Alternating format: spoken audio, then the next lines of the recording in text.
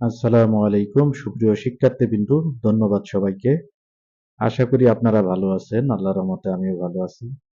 তো আপনাদের অনুরোধের প্রেক্ষিতেই মূলত আজকের এই ভিডিওটা আমার বানানো। তো আজকের ভিডিওটা কি উদ্দেশ্যে আপনারা বুঝতেই পারছেন, সেটা হচ্ছে ডিপ্লোমা ইন ইঞ্জিনিয়ারিং যে অলরেডি সার্কুলারটা হয়েছে, কিন্তু 2026 সালে এখনো সেটা আওতাধীন অবস্থায় আছে। সেই সার্কুলারে মূলত কি ধরনের বিষয়াবলী অন্তর্ভুক্ত আছে সেই বিষয়গুলো তুলে ধরবো। মূলত যেকোনো শিক্ষা বোর্ড অথবা বাংলাদেশ উন্মুক্ত বিশ্ববিদ্যালয় হতে এসএসসি দাখিল, এসএসসি ভোকেশনাল, দাখিল, ভোকেশনাল এবং সমমানের পরীক্ষা ও ও লেভেল পরীক্ষায় যেখানে 2023, 24, 25 সালের উত্তীর্ণ বিষয়াবলী রয়েছে তারাই কেবলমাত্র এই 26-27 শিক্ষাবর্ষে আপনারা ভর্তি হতে পারবেন। আর এটা মূলত দেখতে পাচ্ছেন গত বছরের সার্কুলার, এই বছরের এখনো হয়নি, তারপরও একই ধরনের জিনিস। সেটা হচ্ছে সাধারণ গণিত বা উচ্চতর গণিতে 2 সহ ন্যূনতম জিপিএ 3 থাকতে হবে। এবং ও লেভেল যারা তাদের ক্ষেত্রে বলা হচ্ছে যে একটি বিষয়ে সি গ্রেড এবং গণিত সহ যে কোনো দুটি বিষয়ে ডি গ্রেড থাকতে হবে। তো এই হচ্ছে মূলত বিষয়াবলী। আর আবেদন কিভাবে করা যাবে সেইগুলো আমি একটু পুঙ্খানুপুঙ্খ জানানোর চেষ্টা করব। আর ডিপ্লোমা মেরিন ইনস্টিটিউটেও মূলত সেম ক্যাটাগরি, বাট এখানে কিছু উচ্চতা বা শারীরিক ফিটনেসের বিষয়গুলি একটু যুক্ত আছে। সুতরাং এইগুলোও একটু গুরুত্ব দিতে হয়। প্লাস হচ্ছে আহ চোখের আইরিশ, উচ্চতা, এইগুলোও কিন্তু একটু খেয়াল করতে হয়। অর্থাৎ মেডিকেল ফিটনেসটা এই ক্ষেত্রে খুব গুরুত্বপূর্ণ বিষয়।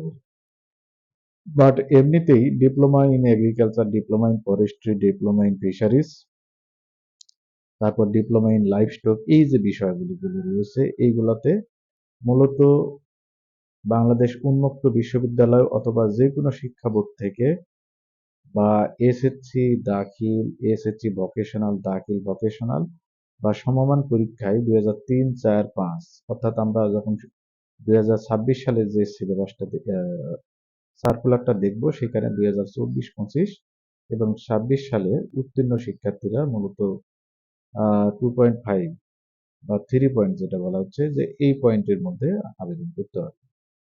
এখন মূল কিছু বিষয়গুলি রয়েছে, এইগুলো আমি একটু তুলে ধরবো। সেই বিষয়গুলির মধ্যে প্রথমেই যে বিষয় থাকে, একটু কষ্ট দেবো, হ্যাঁ, সেটা হচ্ছে ডিপ্লোমা অ্যাডমিশন 2026। এই অ্যাডমিশন 26-এ পূর্ণ সিলেবাসের যে বিষয়গুলি সেটা একটু তুলে ধরছি। মূলত এখানে বাংলা, ইংরেজি, গণিত, পদার্থ, রসায়ন, মানসিক দক্ষতা এবং এসএসসি রেজাল্ট এইগুলোর উপর ভিত্তি করেই সিলেবাসটা গঠিত হয়। তো বাংলা থাকে 10, ইংরেজি 10, গণিত 20, পদার্থ 10, রসায়ন 10, মানসিক দক্ষতা 10 এবং এসএসসি রেজাল্টের উপর ভিত্তি করে এই টোটাল 70 মার্কের প্রশ্নটা এখানে হয়। এই রেজাল্টের উপর 30 আর বাকি থাকে হচ্ছে 70, অর্থাৎ এখানে 10, 10, 20, 50, 60, 70 এই বিষয় থাকে।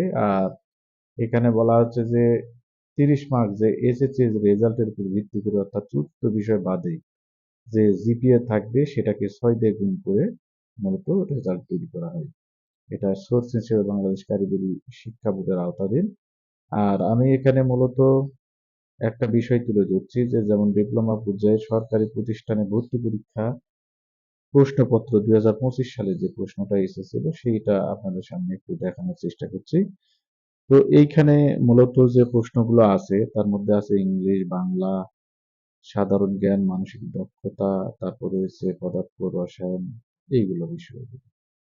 তো আমরা দেখতে পাচ্ছি যেমন নিচের কোনটি কারেক্ট স্পেলিং, গ্রামার বানান কোনটা, খুবই সহজ একটা জিনিস। 2 অঙ্ক বিশিষ্ট একটা সংখ্যাকে একক স্থানীয় অঙ্কে বি এবং দশক স্থানীয় অঙ্কে এ থাকলে বিষয়টা কি দাঁড়াবে? 10 জন শিশুর ওজন যথাক্রমে এত এত কেজি। প্রদত্ত সংখ্যাসূচক উপাত্তের প্রচুরক কোনটি? তারপর এখানে আমরা দেখতে পাচ্ছি এত সমীকরণে এক্স এর সহগ কোনটি আছে, ইত্যাদি শব্দের সঠিক ছন্দ বিচ্ছেদ কি? সালফিউরিক অ্যাসিডের সংকেত কি? পিঁপড়াতে কোন অ্যাসিড থাকে? 5 জন লোকের 5 পৃষ্ঠা লিখতে 5 মিনিট সময় লাগে, তাহলে একজন লোকের 1 পৃষ্ঠা লিখতে কত সময় লাগে? কোনটি input device? It has been raining. টু এখানে পর হবে না সিন্স হবে সেই বিষয়টা আছে। তারপর আছে নিচে কোনটি জৈব ক্ষার আছে। এ বি সি ছেলে হলে বি সি, এর ভাই হলে এ বি সি, সকলে পুরুষ হলে সি ছেলের সাথে এর সম্পর্ক। সমকোণী ত্রিভুজের ভূমি সংলগ্ন কোণ এ হলে নিচের কোনটি ঠিক আছে। অ্যাসিডের ধর্ম কোনটি? নিচের কোনটি right form of verb, right form of verb যেটা সেটা হচ্ছে। তারপর রয়েছে এখানে কম্পিউটার বিষয়াবলী কিছু বিষয়। সকল নেটওয়ার্কের জননী কোনটি? চুম্বকের মেরু কয়টি? যে সকল পদার্থের মধ্য দিয়ে সহজে বিদ্যুৎ প্রবাহিত হয় তাকে কি বলে? কোনটি রিনিউয়েবল এনার্জি, অর্থাৎ যে এনার্জি আমরা বারবার পেতে পারি? মোবাইল হটস্পট এর কাজ। তারপর এখানে আমরা দেখতে পাচ্ছি এফ অফ এক্স একটা function x cube minus x plus three হলে এফ অফ মাইনাস ওয়ান এর মান কোনটি? তারপর a to the power m by হচ্ছে a to the power N এর মান কত? আর্টিফিশিয়াল ইন্টেলিজেন্স বা সংক্ষেপে আমরা জানি এআই। একজন লোক পূর্ব দিকের সাথে 90 ডিগ্রি কোণে ডান দিকে গেলেন, আর তার বর্তমান অবস্থান পূর্বের অবস্থানের সাপেক্ষে কোন দিকে? বাংলাদেশের জাতীয় কবির নাম কি? বাইচাপ পরিমাপের যন্ত্রের নাম কি? যদি ভারত বাংলাদেশের পশ্চিমে হয় তবে ঢাকা দিল্লির কোন দিকে? স্বাভাবিক বয়স্ক লোকের চোখের দৃষ্টি ন্যূনতম কত?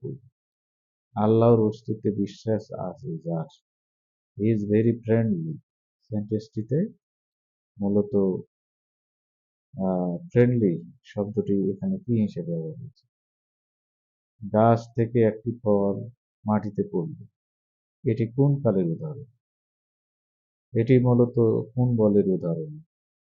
লগ 5 টু দি পাওয়ার 5 এর মান কত? X s cube minus x minus six রাশিটির উৎপাদকে বিশ্লেষণ নিচের কোনটা ক্ষেত্রে হচ্ছে? জৈব যৌগের কোন মৌলটি অবশ্যই আহ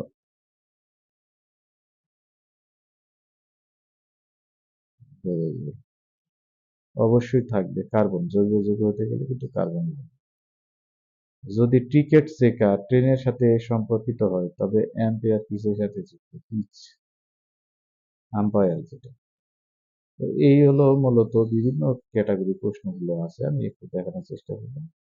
মোট 70টা প্রশ্ন, আর বাকি 30টা হচ্ছে আমরা জানি এসএসসি রেজাল্টের উপর ভিত্তি করে। তো ধন্যবাদ সবাইকে, ভালো থাকবেন। আজকে এ পর্যন্তই, পরবর্তী ভিডিও নিয়ে আবার আমি উপস্থিত হব। ততদিন সবার সুস্বাস্থ্য কামনা করছি, ভালো থাকবেন। আসসালামু আলাইকুম।